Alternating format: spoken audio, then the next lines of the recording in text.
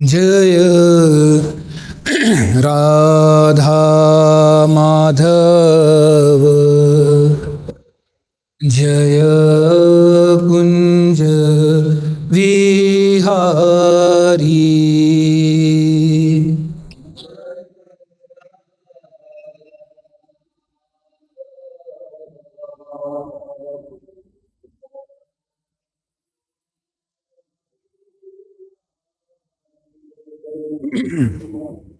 जय राधा माधव जय कुंज विहारी।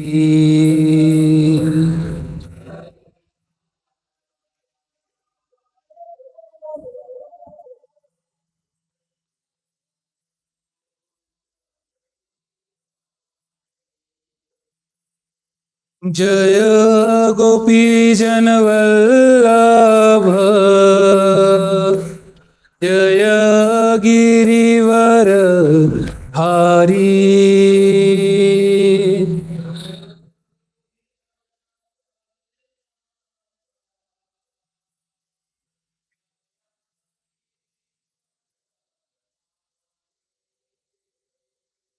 जय गोपीजन वल्लभ जय गिरिवर धारी।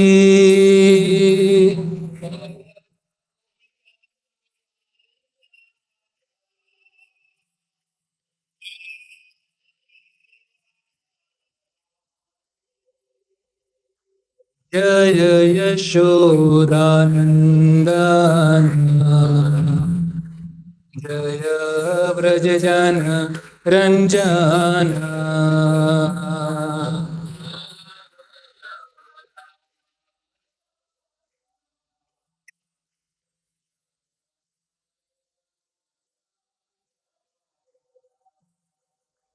जय यमुना तीर वनचारी जय कुंज बिहारी।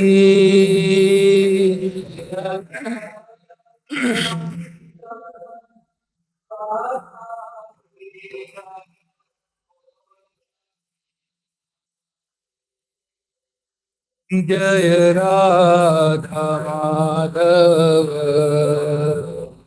जय कुंज बिहारी।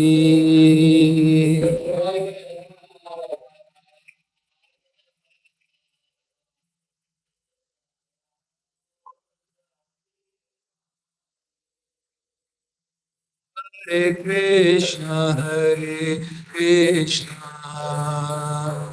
कृष्ण कृष्ण हरे हरे हरे राम राम राम हरे हरे।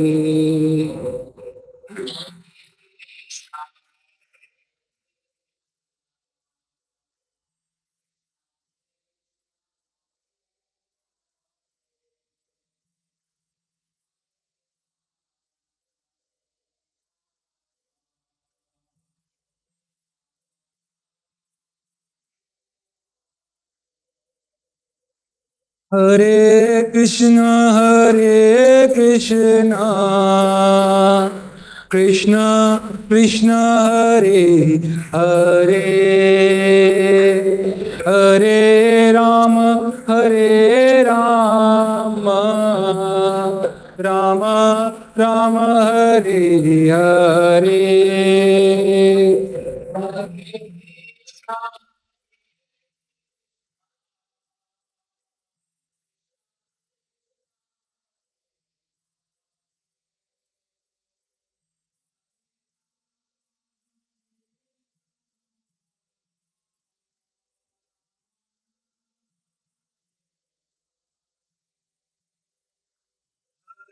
हरे कृष्ण कृष्ण कृष्ण हरे हरे हरे राम राम राम हरे हरे।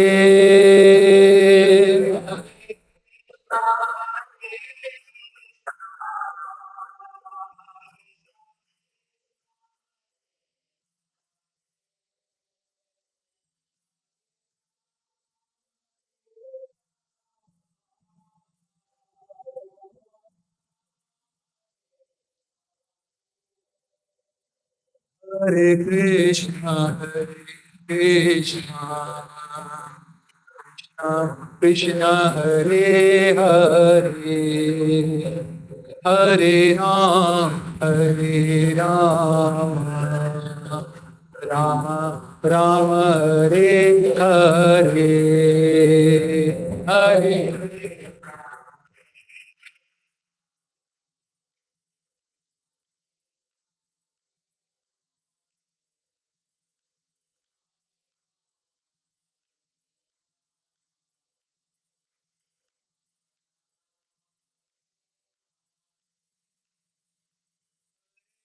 कृष्ण हरे कृष्ण कृष्ण कृष्ण हरे हरे, हरे राम राम राम हरे हरे,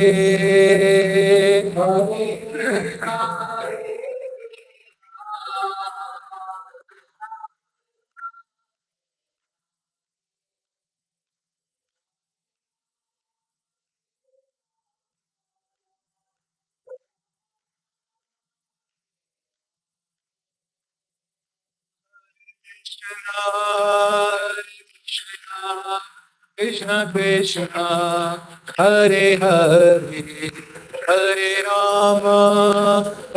राम राम राम हरे हरे।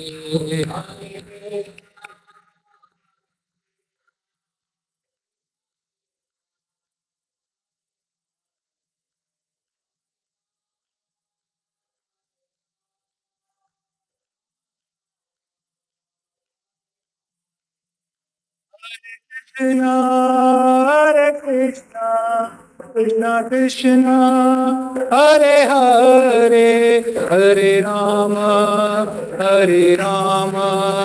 राम राम हरे हरे, हरे राम।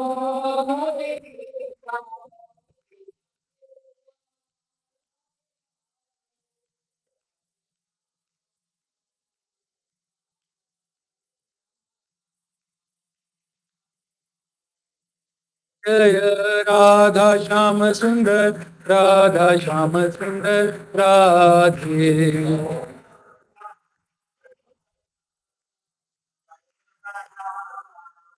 जय राधा गोपाल, राधा गोपाल राधे।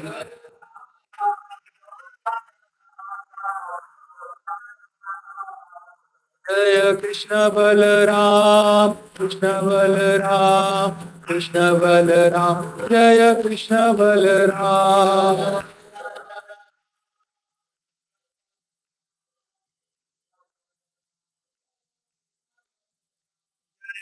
वृंदावन धाम, वृंदावन धाम, वृंदावन धाम, जय वृंदावन धाम।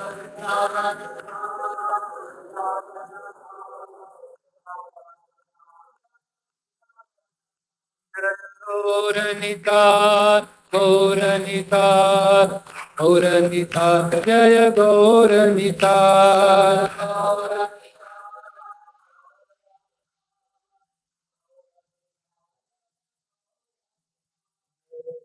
प्रभुपाद प्रभुपाद प्रभुपाद प्रभुपाद।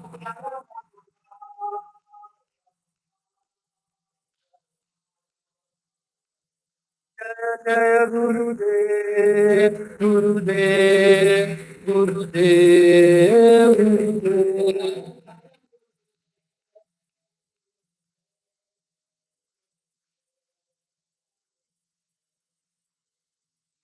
नाम संकीर्तन की जय, शिल प्रभुपाद की जय। ॐ ज्ञानतिमिरन्धस्य ज्ञानाञ्जनशलाकया चक्षुरुन्मिलितं येन तस्मै श्रीगुरुवे नमः। श्रीचैतन्यमनोभीष्टं स्थापितं येन भूतले स्वयं रूप कदा मह्यं ददाति स्वपदान्तिकम्।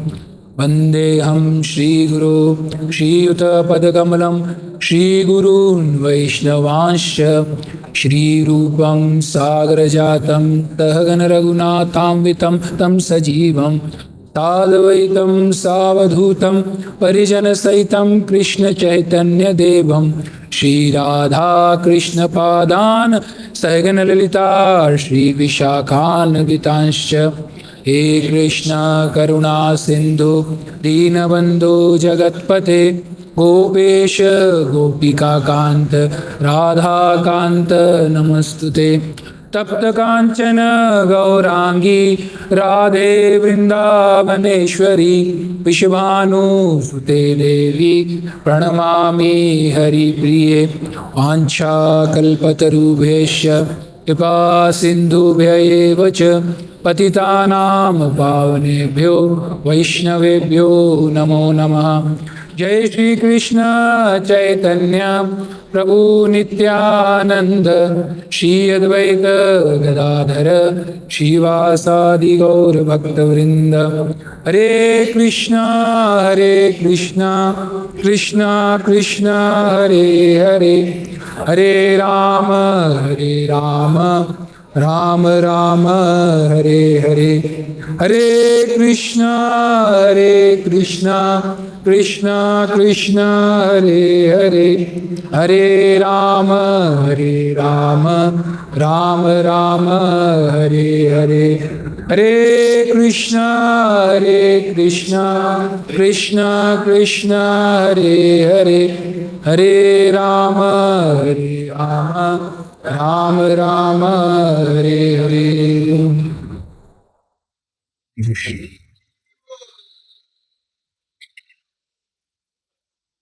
हरे कृष्ण, हरे कृष्ण। सभी का स्वागत है, बहुत बहुत स्वागत है साप्ताहिक सत्संग कार्यक्रम में। तो आज का जो श्लोक है वो श्लोक संख्या कौन सी है? श्रीमद् भागवतम दूसरा स्कंद दूसरा अध्याय और 37वां श्लोक। सभी मेरे पीछे दोहराने का प्रयास करिए। पिबन्ति ये भगवत आत्मना संताम तथामृतं श्रवणपुटेषु संभृतम् पुनन्ति ते विषये विदूषिताशयम् व्रजन्ति तच्चरणसरोरुहान्तिकम्। ठीक है, शब्दार्थ।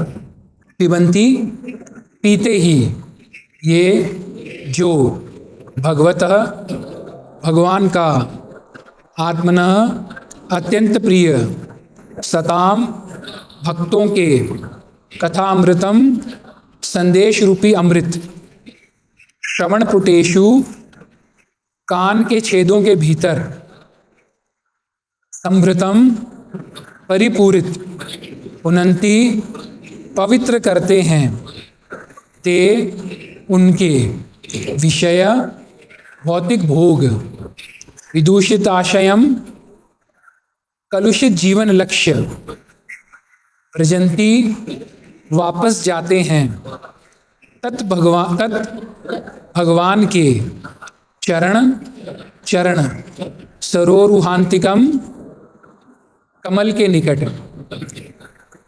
अनुवाद एवं तात्पर्य शिल प्रभुपाद जी के दास शिल प्रभुपाद की जय। जो लोग भक्तों के अत्यंत प्रिय भगवान कृष्ण की अमृत तुल्य कथा को कर्ण रूपी पात्रों से भर भर कर पीते हैं, वह भौतिक भोग के नाम से विख्यात दूषित जीवन उद्देश्य को पवित्र कर लेते हैं और इस प्रकार पूर्ण पुरुषोत्तम परमेश्वर के चरण कमलों में भगवत धाम को वापस जाते हैं। तात्पर्य में श्रील प्रभुपाद जी हमें बता रहे हैं, मानव समाज के सारे कष्ट दूषित जीवन उद्देश्य अर्थात भौतिक संसाधनों पर प्रभुत्व जताने के कारण हैं। मानव समाज अविकसित संसाधनों का जितना ही दोहन अपनी इंद्र तृप्ति के लिए करता है, वह उतना ही भगवान की भ्रामक भौतिक शक्ति माया द्वारा बंधता जाता है और विश्व के कष्ट घटने के बजाय बढ़ते जाते हैं। भगवान मानव जीवन की सारी आवश्यकताओं की यथा अन्न, दूध, फल, लकड़ी, पत्थर, चीनी, रेशम, रत्न, कपास, नमक, जल, तरकारी आदि की प्रचुर मात्रा में पूर्ति करता है, जिससे विश्व की मानव जाति के साथ ही ब्रह्मांड के प्रत्येक लोक के अन्य जीवों का भी भरण पोषण हो सके। पूर्ति के सारे साधन हैं और इस सही प्रणाली से अपनी आवश्यकता प्राप्त करने के लिए मनुष्य को थोड़ी सी शक्ति व्यय करने की आवश्यकता होती है। जीवन में कृत्रिम रूप से सुविधाएं उत्पन्न करने के लिए यंत्रों तथा औजारों या बड़े बड़े इस्पात उद्योगों की आवश्यकता नहीं है।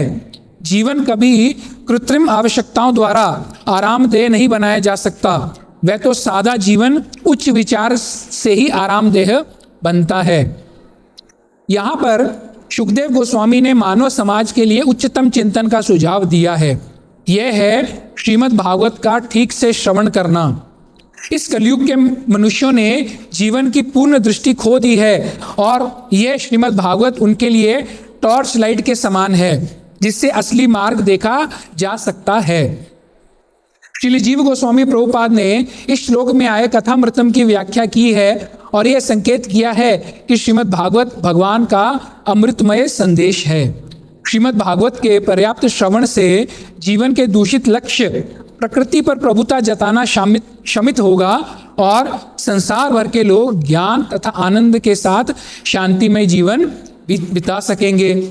शुद्ध भगवत भक्त के लिए भगवान के नाम, यश, गुण, पार्षद आदि से संबंधित कोई भी कथा मोहक होती है और चूंकि ऐसी कथाओं का अनुमोदन नारद, हनुमान, नंद महाराज तथा वृंदावन के अन्य वासियों द्वारा हुआ है, अतएव ऐसे संदेश निश्चय ही दिव्य तथा हृदय एवं आत्मा को भाने वाले हैं। यहाँ पर श्री शुकदेव गोस्वामी आश्वस्त करते हैं कि भगवत गीता तथा उसके बाद श्रीमद् भागवत की कथाओं के निरंतर सुनते रहने से मनुष्य भगवान के पास पहुंचकर विशाल कमल सदृश गोलोक वृंदावन में भगवान की दिव्य प्रेमा भक्ति कर सकेगा। इस प्रकार इस श्लोक में बताई गई भक्ति योग की विधि को प्रत्यक्ष स्वीकार कर लेने से, अर्थात भगवान की दिव्य कथा के पर्याप्त श्रवण से भगवान के निर्विशेष विराट और स्वरूप का चिंतन किए बिना ही मनुष्य का भौतिक कल्मश दूर हो जाता है। यदि अभ्यासकर्ता भक्ति योग का अभ्यास करने से भौतिक कल्मश से शुद्ध नहीं हो पाता तो उसे छद्म भक्त समझना चाहिए। ऐसे पखंडी के लिए भवबंधन से छूटने के लिए कोई उपाय नहीं है। इस प्रकार श्रीमद् भागवत के द्वितीय स्कंद के अंतर्गत हृदय में भगवान नामक द्वितीय अध्याय के भक्ति वेदांत तात्पर्य पूर्ण हुए। तो क्या हुआ? ये दूसरे अध्याय का क्या है? लास्ट श्लोक है, 37वां श्लोक। 36वां श्लोक हमने श्रवण किया था क्या? किया था? कब किया था? पिछली बार प्रभु जी ने बताया था, बहुत सुंदर व्याख्या बताई थी।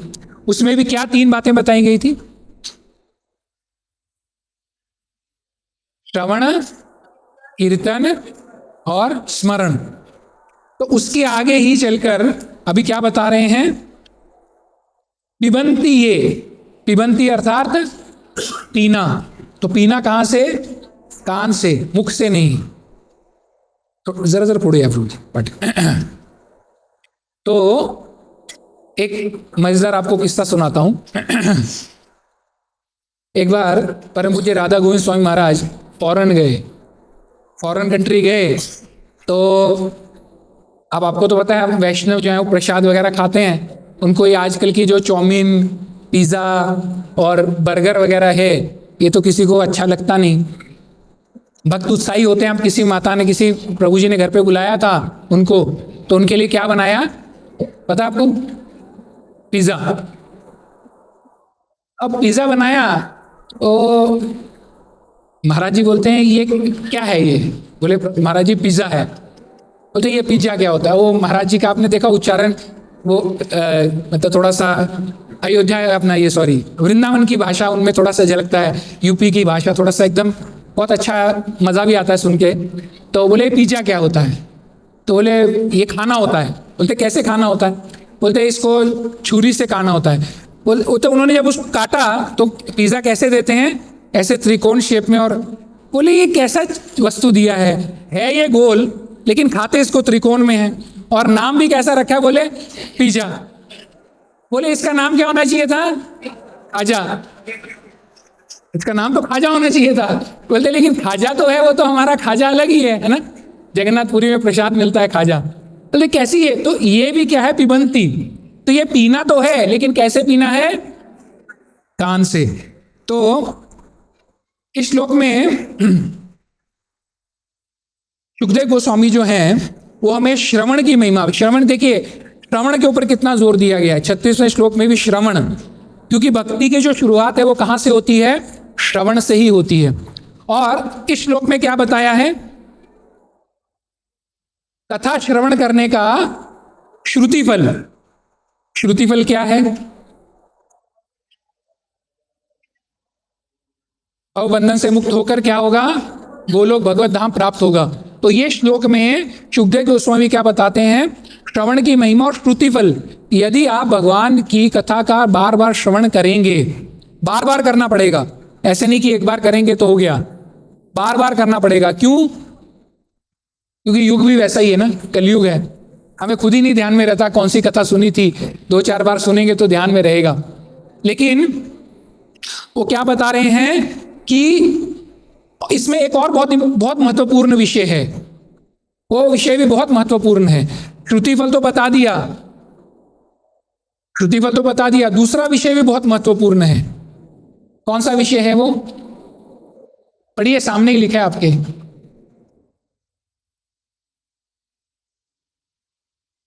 कोई तो बोल रहा है धीरे धीरे।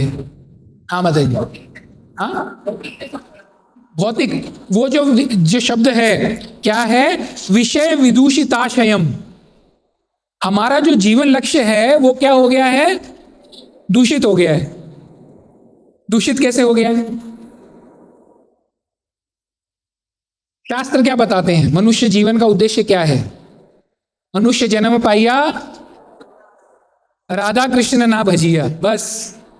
अब प्रभु जी ये कैसा हुए? हम तो पूरी दुनिया जो है वो अलग अलग विषयों के पीछे भाग रही है, उसी के बारे में चर्चा कर रहे हैं। हमारा जो लक्ष्य है वही दूषित हो गया है, और वो दूषित लक्ष्य के कारण हम क्या कर रहे हैं? वो दूषित लक्ष्य का पीछा करते करते हम अपनी इंद्रियों को तृप्ति कर रहे हैं। और यहाँ पे प्रभुपाद जी क्या बता रहे हैं? मानव समाज अविकसित संसाधनों का जितना ही दोहन अपनी इंद्र तृप्ति के लिए करता है, वह उतना ही भगवान की भ्रामक भौतिक शक्ति माया द्वारा बंधता जाता है। देखिए, पूरा विश्लेषण कर दिया उन्होंने, इतना स्पष्ट बताया प्रभुपाद जी ने। ये एक साइकिल है। साइकिल कैसे है? क्या साइकिल है? इच्छा होती है, इच्छा होती है, वो पूर्ण होती है, पूर्ण नहीं होती तो क्या होता है? ध्याये तो विषयान पुंसा तंगस्तेषुपजायते संगा संजायते कामा कामा क्रोधा भी जायते, है ना? क्या होता है? विषयों का चिंतन होता है, वही क्या है? दूषित विषय है। हमारी इंद्रियों का विषय क्या होना चाहिए? इंद्रियों का विषय क्या होना चाहिए? भगवान, है ना? जो इंद्रियों के क्या हैं? स्वामी हैं। हमारा इंद्रियों का विषय वो होना चाहिए। लेकिन हमारा विषय, इंद्रियों का विषय जब दूषित हो जाता है तो क्या होता है? उन विषयों के पीछे हम भागते हैं तो क्या होता है? कामा क्रोधा भी। अगर वो इच्छा पूर्ण हो जाती है तो क्या होता है? लोभ जागृत होता है, और मिले। और अगर वो इच्छा पूर्ण नहीं होती तो क्या होता है? क्रोधा भी जायते। फिर क्रोधात भवति सम्मोह, सम्मोह स्मृति विभ्रम। स्मृति हमारी नष्ट हो जाती है। फिर हमें सही और गलत में भी हम लोग उसमें डिफरेंशिएट, उसमें फर्क नहीं जान पाते। यही हुआ ना रावण के विषय में? क्या हुआ? यही हुआ ना, इतना प्रकांड विद्वान, लेकिन जैसे ही उसकी इच्छा पूर्ण नहीं हुई, सीता माता ने कहा नहीं, तो उसका क्या हुआ? क्रोध। और क्रोध के कारण क्या हुआ? बुद्धि जो थी भ्रष्ट, भ्रमित हो गई, और भ्रमित होने के कारण पूरे कुल का विनाश हो गया। महाभारत में भी यही है ना? महाभारत में भी यही है। धृतराष्ट्र देख लीजिए, दुर्योधन देख लीजिए, जब उनकी इच्छाएं पूर्ण नहीं हुई तो क्या हुआ? क्रोध हुआ जागृत, और क्रोध जागृत होने के कारण सही गलत का भी अनुमान उनको नहीं रहा, और क्या हुआ? पूरे कुल का नाश हो गया। और ये किस कारण से हुआ? हमारी जो दूषित विषय विषय विषय जो हमारे इंद्रिय विषय के पीछे भागेंगी, लेकिन हमारे विषय क्या होने चाहिए? केवल और केवल भगवान से संबंधित होने चाहिए। अगर वो दूषित हो जाएंगे तो हमारी स्थिति भी वैसी हो जाएगी। और ये दूषित विषय कैसे ठीक हो सकते हैं? कथामृतम, कथामृतम। इसीलिए कथा, उसको क्या कहा गया है? कथा अमृतम, अमृत है वो। कथामृतम मतलब कथा जो अमृत की तरह कार्य करती है। और अमृत जिस प्रकार से विष को क्या करता है? खत्म कर देता है, उसी प्रकार से हमारा भी जो दूषित इंद्रियों के जो विषय दूषित हो गए हैं, ये कथा केवल और केवल कथा सुन के क्या होगा? वो जो दूषित विषय हैं वो नष्ट हो जाएंगे। तो इसके विषय में आपको कोई बहुत प्रसिद्ध श्लोक ध्यान में आता है? अभी कौन सा महीना आने वाला है? कार्तिक महीने में क्या क्या गाते हैं हम? दामोदराष्टकम गाते हैं, केवल गोपी गीत गाते हैं ना, उसमें एक बहुत प्रसिद्ध श्लोक है। कौन सा श्लोक है? सभी मेरे पीछे दोहराने का प्रयास करिए। तव कथामृतम जीवनम कविभिरीडितम कल्मषापहम। तव कथामृतम तप्त जीवनम कविभिरीडितम कल्मषापहम। श्रवणमङ्गलं श्रीमदाततं भुवि गृह्णन्ति ये भूरिदा जना। श्रवणमङ्गलं श्रीमदाततं भुवि गृह्णन्ति ये भूरिदा जना। इसका अर्थ, शब्दार्थ क्या होता है? आपके शब्दों का अमृत तथा आपकी लीलाओं का वर्णन इस भौतिक जगत में कष्ट भोगने वाले के जीवन और प्राण हैं। विद्वान मुनियों द्वारा प्रसारित यह कथाएं मनुष्य के पापों को समूल नष्ट करती हैं और सुनने वाले को सौभाग्य प्रदान करती हैं। देखिए, हम हमेशा क्या रोते रहते हैं? मेरी किस्मत ही अच्छी नहीं है ना? इसी बात का रोना है ना? किस्मत ही अच्छी नहीं है, इसी बात का रोना है। यहां देखिए, उपाय बताया गया है। क्या बताया है? सुनने वालों को सौभाग्य प्रदान करती हैं। क्या सुनने वाले को? इंडिया न्यूजीलैंड का मैच कमेंट्री किस किस का ध्यान है वहां पे? तो क्या कृष्ण कथा वो सुनने वाले को सौभाग्य प्रदान करती हैं। ये कथाएं जगत भर में विस्तीर्ण हैं और आध्यात्मिक शक्ति से ओतप्रोत हैं। ये कथाएं जो हैं, इसमें ही क्या है? आध्यात्मिक शक्ति है। ये केवल कथाएं पढ़ने से ही आप में शक्ति आएगी, आध्यात्मिक शक्ति। और इसके साथ में एक और बहुत महत्वपूर्ण बात बताई है, निश्चय ही जो लोग भगवान के संदेश का प्रसार करते हैं वे सबसे बड़े दाता हैं। यदि आप कृष्ण कथा का प्रचार और प्रसार कर रहे हैं तो उससे बड़ा दाता और कोई नहीं है। देखिए, हम कितने बड़े बड़े दान देते हैं ना बहुत। जैसे आज सुबह प्रभु जी क्लास, मतलब जब मीटिंग चला था, तो उन्होंने महत्व बताया कि कार्तिक महीने में दान देने का कितना बड़ा महत्व है। लेकिन हम क्या करते हैं? कर्मकांडी जो है वो दान देने का प्रयास करते हैं। लेकिन उससे क्या, जिस मनुष्य को हम दान दे रहे हैं उसका कुछ फायदा होने वाला है? नहीं होने वाला। सबसे बड़ा दान क्या है? कृष्ण कथा का दान। यहां पे बताया, देखिए, ये श्लोक किसने गाया था पता है आपको? बहुत प्रसिद्ध। ये श्लोक तो वैसे गोपी गीत में, विरह गीत में है, परंतु चैतन्य चरितामृत में भी इसका उल्लेख आता है। पता है किसी को? महाराजा प्रताप रुद्र का आपने नाम सुना था? सुना है आपने सभी ने? महाराजा प्रताप रुद्र जो थे वो चैतन्य महाप्रभु से केवल एक क्षण भर मिलने के लिए इतने उत्सुक थे और इतनी उनमें तीव्रता थी कि मैं मिलना चाहता हूं चैतन्य महाप्रभु। लेकिन चैतन्य महाप्रभु जो थे वो जानते थे कि ये राजा जो हैं ये शुद्ध भक्त हैं, लेकिन भौतिक एक क्या कहते हैं उसको जग को दिखाने के लिए कि एक जो सन्यासी है उसको किसी भी जो भौतिक विषयों में लिप्त व्यक्ति है उससे ज्यादा संग नहीं करना चाहिए, तो चैतन्य महाप्रभु उनसे मिलना नहीं चाह रहे थे क्योंकि राजा हैं। आप देख, राजा जो है वो तो 24 घंटे भौतिक विषयों में लिप्त रहेगा ना, इतना बड़ा मतलब इतना उसके पास में ऐश्वर्यशाली महल है, रानियां हैं, इतना सब संसाधन है, इतना धन है, तो चैतन्य महाप्रभु उनसे मिलना नहीं चाहते थे। तो चैतन्य महाप्रभु के जो असिस्टेंट थे वो सब चाहते थे कि महाराजा प्रताप रुद्र जो हैं वो मिलें, चैतन्य महाप्रभु उनसे मिलें। तो रथ यात्रा के बाद में जब चैतन्य महाप्रभु एक जगह विश्राम कर रहे थे, गार्डन में बाग में लेटे थे, तो वो थोड़ा सा, वैसे तो देखिए ये भी भगवान की लीला है, भगवान को ऐसे आराम कर सकते हैं क्या? मतलब थोड़ा सा थक गए हैं तो नृत्य करते करते तो आराम कर रहे हैं। और क्या हुआ, सभी ने बोला महाराजा प्रताप रुद्र को अब समय सही है, उचित समय है, आप जाइए।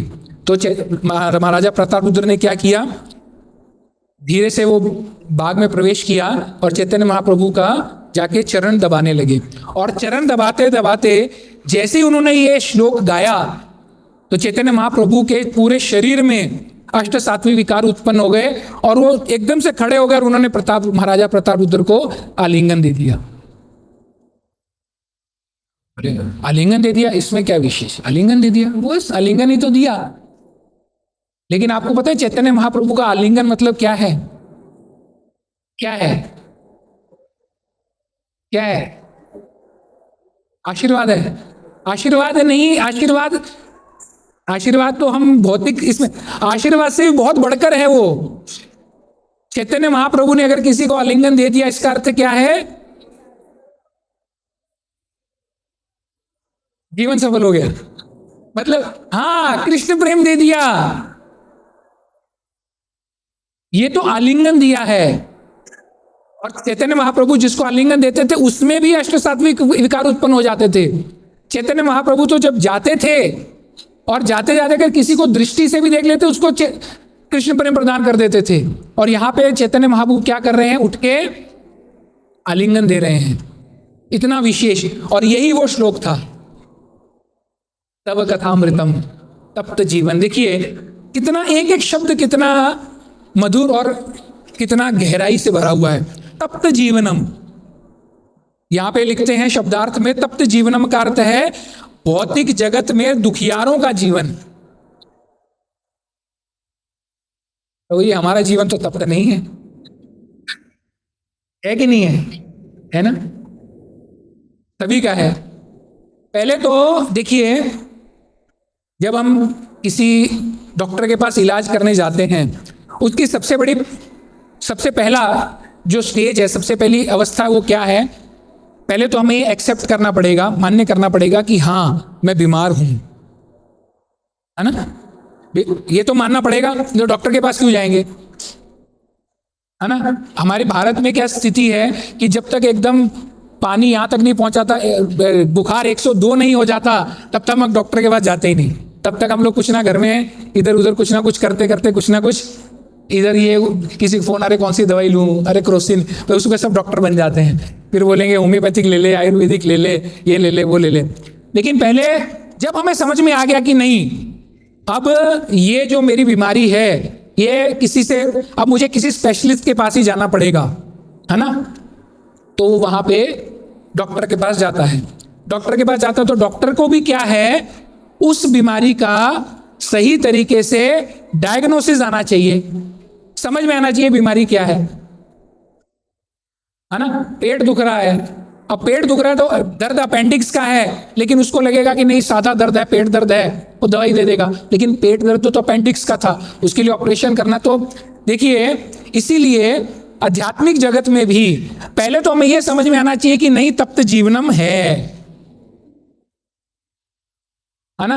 नहीं तो ये बस बढ़िया है अपना, ठीक है कोई बात नहीं, सब बढ़िया कर रहे हैं, आ रहे हैं जा रहे हैं, संडे को सत्संग भी अटेंड कर रहे हैं, सत्संग के बाद जाके मैच भी देख लेंगे जो बचा कुचा होगा, फिर सोमवार को फिर से हमारे वही भौतिक कार्यकलाप शुरू हो जाएंगे, है ना।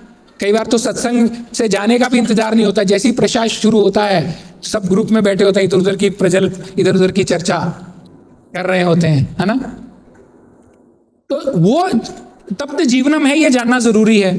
तप्त जीवनम है तो उसका इलाज क्या है? तो फिर हम क्या करते हैं, भक्तों की संगति में आते हैं, उनसे पूछते हैं कि भाई ऐसा जीवन है तो इसका इलाज क्या है। तो इलाज जो है वो बता दिया, फिर वो भक्त हमें बताते हैं कि नहीं क्या करो, भागवत श्रवण करो, भागवत पढ़ो। जैसे लास्ट टाइम भी मैंने बताया था कि महाराज जी बता रहे थे कि अगर आपको भौतिक कोई भी क्लेश है, उससे अगर बचना है तो क्या करना चाहिए, भागवत पढ़ना चाहिए। तो आज अगर कुछ क्लेश था तो मैंने पढ़ लिया तो वो क्लेश दूर हो गया, लेकिन कल अगर जो होगा तो फिर से पढ़ना पड़ेगा। इसलिए क्या है, नित्यम भागवत सेवया, ये आवश्यक है। श्री राधा श्याम सुंदर भगवान की। और इसमें क्या है, भगवान की लीलाओं से भरा हुआ है, भगवान की लीलाओं से भरा है तो क्या है, उसमें आध्यात्मिक शक्ति है, और वो आध्यात्मिक शक्ति ही क्या करेगी, आपको ये जो तप्त जीवन की जो अवस्था है इसमें से बाहर निकालेगी। इसके अलावा और कोई इलाज नहीं है, नहीं है, नहीं है। फिर आगे इसके तात्पर्य में प्रभुपाद जी और क्या बताते हैं कि हम क्या कर रहे हैं, मानव जो जीवन है हमें भगवान ने प्रचुर मात्रा में पूरी लिस्ट दे दी है। देखो प्रभुपाद जी ने नमक, चीनी, पत्थर, लकड़ी, रेशम, कपास, ये सब दिया है, रत्न सब दिया है। हमारी आवश्यकता पूरी हो सकती है, लेकिन हमारी आवश्यकता क्या है, आईफोन 15 है कि नहीं है ना। आईफोन नहीं मिलेगा तो बच्चे सुसाइड कर रहे हैं, हमारा जीवन ही नहीं चल पाएगा प्रभु जी, आईफोन नहीं मिलेगा तो। बात तो सादे फोन से भी हो सकती है।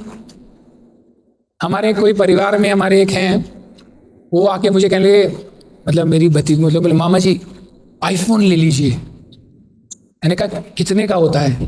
बोले 80,000 का। मैंने कहा 80,000 रुपये में तो मैं परिवार वाले सबको एक एक फोन ले दूंगा।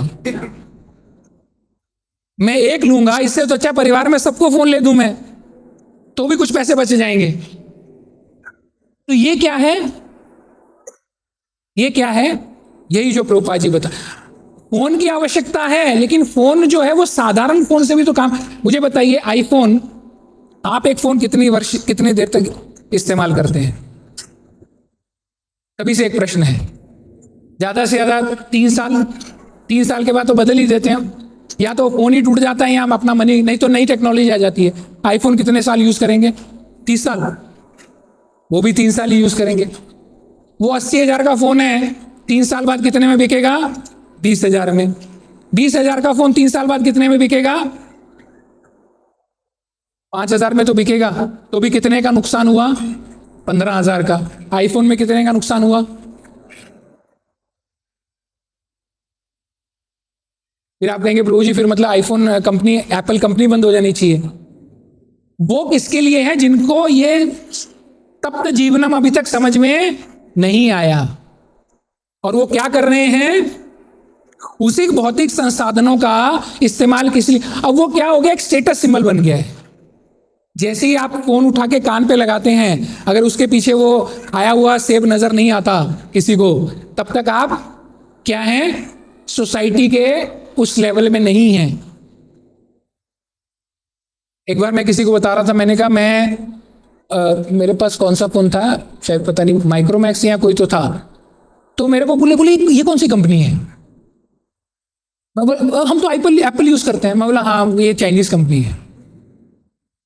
हमारा काम चल रहा है ना, हमें ये देखना है, लेकिन कर क्या रहे हैं? भौतिक संसाधन। इसलिए प्रभुपाद जी क्या बताते हैं, ये सब संसाधन दिए हैं, लेकिन हम क्या कर रहे हैं? बड़े बड़े इस्पात की फैक्ट्रियां लगा रहे हैं।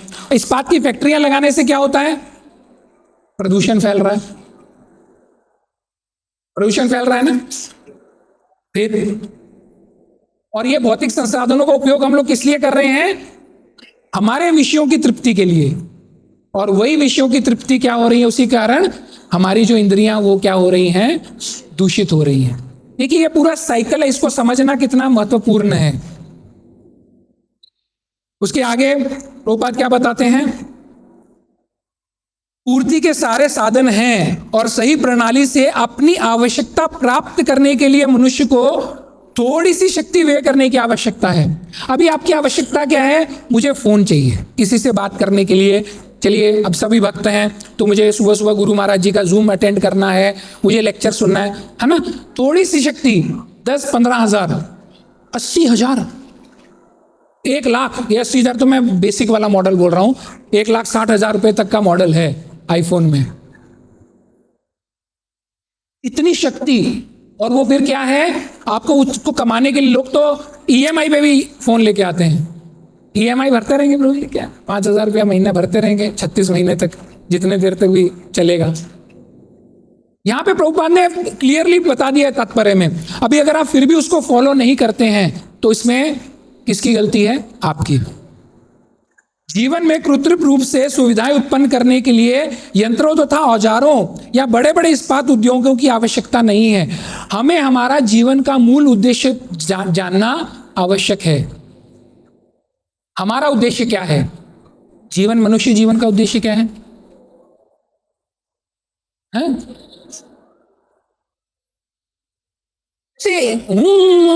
एक एक हाथ ऊपर करके बोलिए, मुझे कुछ समझ में नहीं आता क्या कह रहे हैं आप।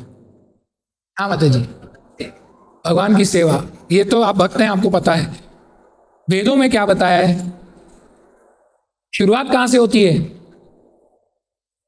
अथा तो ब्रह्म जिज्ञासा, यहां से शुरुआत। ये मनुष्य जीवन का पहली स्टेज है। हम तो थोड़ा आगे आ गए तो हम कह सकते हैं कि भगवान की सेवा।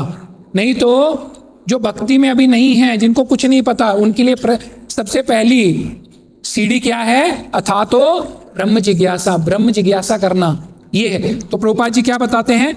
इसके लिए बड़े बड़े इस्पात और ये सब लगाने की आवश्यकता नहीं है। जीवन कभी कृत्रिम आवश्यकताओं द्वारा आरामदेह नहीं बनाया जा सकता। वह तो सादा जीवन उच्च विचार से ही आरामदेह बनता है। अभी मैं आपको बार बार अगर एक एग्जांपल बताऊंगा कि आईफोन से अपना पेट भर सकते हैं क्या? पेट भरने के लिए क्या चाहिए? अन्न। वही प्रभुपाद जी ने वही तो लिस्ट में बताया है। आईफोन से अपना तन ढक सकते हैं क्या? उसके लिए क्या चाहिए? कपड़ा। उसके लिए क्या चाहिए? कपास। प्रभुपाद जी वही बता रहे हैं कि कपास उपलब्ध है। आईफोन के नीचे रह सकते हैं क्या? मैं फ्लैट बीच में तो ये भी आया था कि मैं अपनी किडनी बेच के आईफोन खरीद के लाया हूँ तो मतलब वो मजाक था, वो जोक था, लेकिन अब किडनी बेच दी और आईफोन, अब बोले मैं अपना फ्लैट बेच देता हूँ और आईफोन के नीचे रह रहा हूं मैं। ये क्या कर रहे हैं हम? आवश्यकता बढ़ा रहे हैं। सादा जीवन उच्च विचार, जीवन जो है वो सादा रखना है। उच्च विचार कौन से रखने हैं? उच्च। उच्च मतलब क्या? आज तो मेरे पास में आईफोन नहीं है, लेकिन भविष्य में मैं आईफोन लेने का प्रयास जरूर करूंगा। नहीं, ये उच्च विचार नहीं है। अच्छा, मुझे लगा ये तो उच्च विचार है। तो उच्च विचार क्या है फिर? सुनना, ये उच्च। लेकिन उच्च विचार क्या है? ऐसा प्रश्न करूं, मतलब उच्च विचार मतलब क्या? मेरे जीवन का उद्देश्य क्या है? यही तो उच्च विचार है ना। यही तो जिज्ञासा है कि भाई मैं कौन हूं, कहां से आया हूं, कहां जाऊंगा। मेरे जीवन का उद्देश्य क्या? सिर्फ पैसा कमाना ही है क्या? या बीवी बच्चों का पालना ही है क्या? सादा जीवन। देखिए सादा जीवन कितना अच्छा था पहले के। आज ये भागवतम हमें हर संडे बुला के सुनाना पड़ता है। पहले हर रोज शाम को भागवतम और रामायण के ऊपर चर्चा होती थी घर में, और आजकल चर्चा क्या है? कहानी घर घर की, है ना? ये चर्चा है, उसकी बहू, उसकी सास। उसके कारण वो जो दृश्य देख रहे हैं, वो जो बहू है वो भी सोचती है शायद मेरी सास ऐसी है, और जो सास है वो सोचती है मेरी बहू तो ऐसी है। क्यों? क्योंकि दिखा रहे हैं। और जब घर में रहेंगे तो कहीं ना कहीं अनबन तो होगी। अनबन होते ही विचार क्या आता है? हाँ, वो कल सीरियल में भी यही दिखा रहे थे, ये ऐसी ही है। ये स्थिति है। रोज भागवतम पे चर्चा होती थी, रोज रामायण पे चर्चा होती थी। अभी ये जो नवरात्र चल रहे हैं, आपको पता है रामायण का जो पाठ होता है वो कितने दिन का होता है? 9 दिन का पाठ होता है। और भागवतम का 7 दिन का। 7 दिन का भी होता है, 1 महीने का भी होता है। यदि आप गीता प्रेस गोरखपुर की अगर भागवतम देखेंगे, उसमें पहला पारायण, दूसरा पारायण, ऐसे अलग अलग स्टेजेस हैं।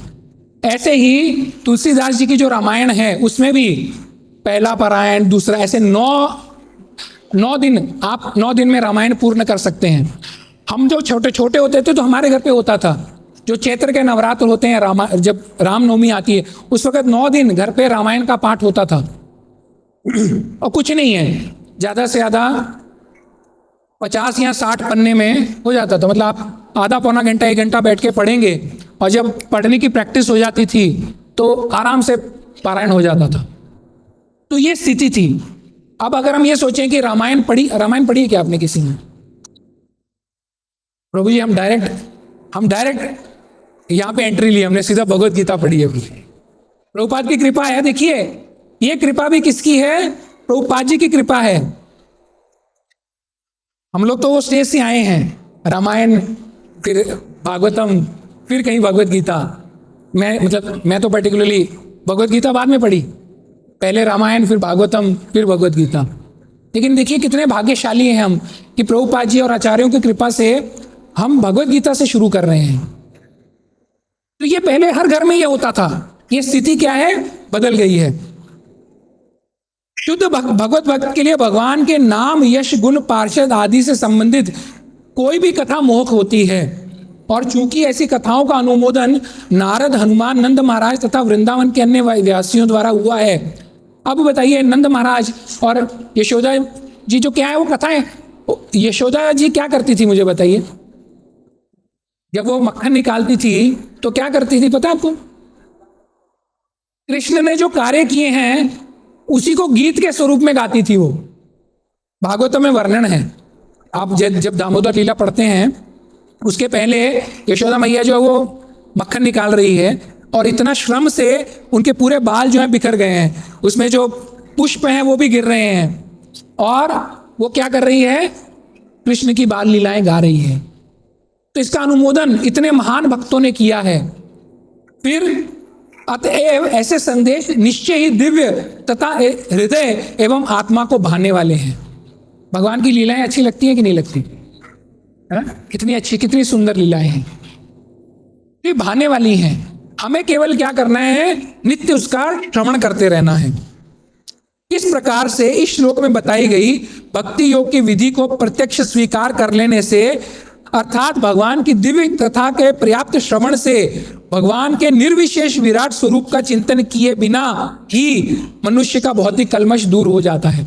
आपको भगवान के निर्विशेष रूप के ऊपर ध्यान करने की आवश्यकता नहीं है। जैसे प्रभु जी पिछले लेक्चर में बता रहे थे, केवल और केवल कथा श्रवण करने से, करते करते भगवान का रूप क्या होगा? अपने आप प्रकट हो जाएगा। आपको उसके लिए अलग से प्रयास करने की आवश्यकता नहीं है। जैसे हठ योग में जो योगी है वो क्या करता है? अपने हृदय में परमात्मा स्वरूप जो भगवान है उनका चिंतन करता है, ध्यान करता है। वो ध्यान करता है, लेकिन यदि आप कथा श्रवण करेंगे तो भगवान का रूप अपने आप प्रकट हो जाएगा। बताया देखिए यहाँ पे। और मनुष्य का भौतिक कल्मश दूर हो जाता है। और यहाँ पे एक और बात बताते हैं, यदि अभ्यास करता भक्ति योग का अभ्यास करने से भौतिक कल्मश से शुद्ध नहीं हो पाता तो उसे छद्म भक्त समझना चाहिए। यदि भक्ति करते करते श्रवण करते करते आपका भौतिक कल्मश दूर नहीं हो रहा, इसका मतलब है कहीं ना कहीं आप में दिखावा है। आप केवल दिखावा करने के लिए क्या कर रहे हैं? भक्ति कर रहे हैं। इसीलिए रामायण में भी एक श्लोक आता है, बहुत महत्वपूर्ण है। देखिए, नारायण रामायण में कहते हैं, निर्मल मन जन सो मोहि पावा, मोहि मोहि छल छद्र कपट न भावा। जिसके मन में, हृदय में छल है, उसके मन छिद्र है और कपट है, वो मुझे प्रिय नहीं है। मुझे केवल भगवान की भक्ति करनी है तो केवल अहेतु की अप्रतिहता, बस। प्रभु जी आपको पिछली बार बोल रहे थे कि अकामो सर्व कामो वा। ये शुरुआत है। देखिए, जब शुरुआत में बच्चों को केजी में एडमिशन देते हैं ना, प्ले स्कूल में, तो पहले दिन बच्चों को क्या करते हैं? खूब सारी गेम्स खिलाते हैं उनको। हाँ, उनको बहुत अच्छी अच्छी गेम्स खिलाते हैं, उनको गिफ्ट देते हैं, कार्टून दिखाते हैं, फिर डब्बा खिलाते हैं उनको अच्छी अच्छी, है ना। माँ भी क्या करती है? अच्छी अच्छी वस्तुएं बना के उसको डब्बे में देती है। क्यों? ताकि बच्चा वो प्ले स्कूल में बैठना शुरू कर दे। फिर जब बच्चे को स्कूल जाना अच्छा लगने लगता है, फिर आती है पढ़ाई। फिर आता है 2 का पहाड़ा, 4 का पहाड़ा, 6 का पहाड़ा, 12 का पहाड़ा, है ना। फिर आता है टेबल्स, अरिथमेटिक, ट्रिग्नोमेट्री। फिर व्यक्ति सोचता है, यार मैं स्कूल में मैंने एडमिशन ही क्यों लिया, है ना, घर पे ही अच्छा था। वो क्या है? कुछ भी करो, भक्ति तो करो। लेकिन फिर जब भक्ति करते करते जब जो जीव है उसको समझ में आता है, उस वक्त क्या आता है? अहेतु की, जिसका कोई हेतु नहीं है, केवल हमें शुद्ध भक्ति, केवल मुझे भगवान की प्रसन्नता के लिए भक्ति करनी है, बस। और यदि वो नहीं कर रहा तो वो छद्म भक्त है, और छद्म भक्त है तो इसलिए उसका भौतिक कल्मश दूर नहीं होगा। और ये जो हमारे विषय जो हैं, जो दूषित हो रहे हैं, इसके पीछे एक और बहुत महत्वपूर्ण कारण है। क्या कारण है? ईशोपनिषद का श्लोक है, देखिए, पहला ही श्लोक, ईशावास्यम इदम सर्वम। उसका अर्थ क्या है? ये कल्मश क्यों आ रहे हैं? प्रभुपाद जी यहाँ पे क्या बता रहे तात्पर्य में? कल्मश का कारण क्या है? हमारे दूषित जो इंद्रिय, उसका कारण क्या है? हम भौतिक संसाधनों के ऊपर प्रभुत्व, स्वामित्व जताने का प्रयास कर रहे हैं। लेकिन ईशोपनिषद अपने पहले श्लोक में क्या बताता है? ईशावास्यम इदम सर्वम। यहां पे इस भौतिक संसार में जितनी भी वस्तु हैं वो क्या है? केवल और केवल भगवान की संपत्ति है। केवल और केवल भगवान की संपत्ति है। क्यों? क्यों है? बताइए, बताइए।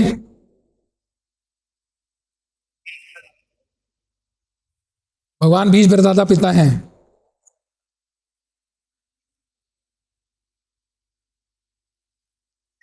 7.4 में भगवान क्या बताए हैं? भगवत गीता, भूमिरापो नलो वायु हम मनोबुद्धि रेवच। क्या उन्होंने बता दिया कि जितनी भी ये वस्तुएं हैं उसका स्वामी कौन हूं? मैं हूं। लेकिन अहंकार के कारण क्या है? जीव क्या सोचता है? वो स्वामी है, और वो स्वामी अपने आप को सोचता है, इसीलिए वो फंस जाता है। उसके तात्पर्य में प्रभुपाद ने बहुत सुंदर तात्पर्य में बताया है।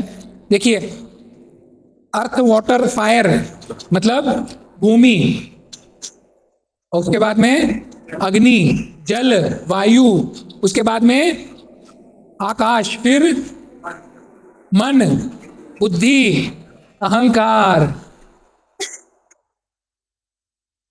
भगवान कहते हैं ये सब मेरी शक्तियां हैं।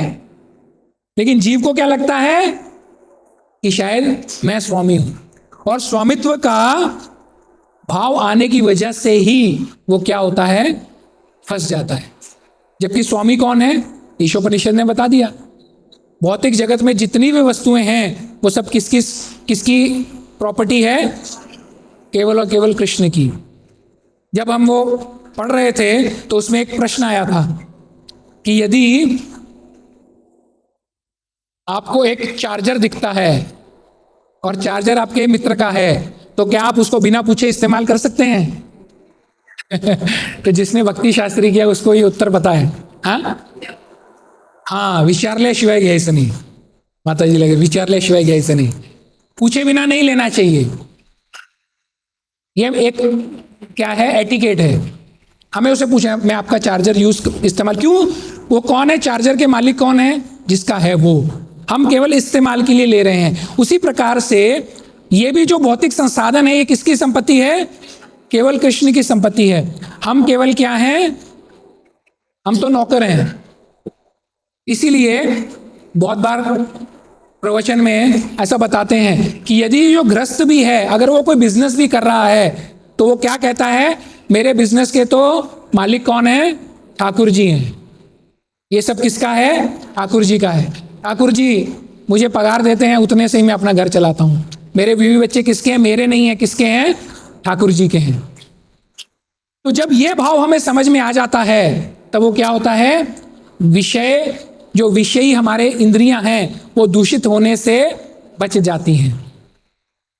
और वो दूषित होने से कैसे बचेंगी, नव कथामृतम, कथा सुनेंगे अमृत स्वरूप, और पिबंती ये, उसको कानों से पीना है।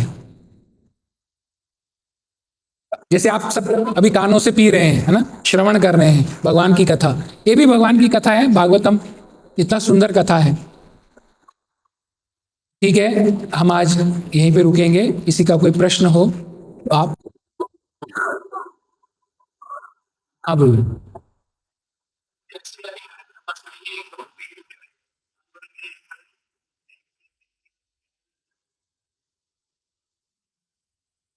साल भर गाया नहीं जाता, ऐसे गुरु दामोदराष्टकम भी नहीं गाते साल भर। हमारी इच्छा होती तो हम तो गा लेते हैं। तो ऐसा कोई, उसका विशेष महत्व जो है वो कार्तिक महीने में है। कार्तिक मास में भी, जैसे अभी अधिक मास आया तो हमने क्या गाया, चौराष्टकम गाया, चौराष्टकम गाया है ना। तो प्रभु जी वैसे नहीं गा सकते तो गा सकते हैं, ऐसा कुछ उसके ऊपर ये नहीं है। लेकिन उस विशेष मास में वो गाने का विशेष महत्व है। क्योंकि एक तो गोपियों का गीत है ना, और भगवान कहते हैं कि भगवान का सर्वश्रेष्ठ महीना कौन सा है, मार्गशीर्ष। वो कब आता है, कार्तिक के बाद। और कार्तिक किसको प्रिय है, राधा रानी को प्रिय है ना।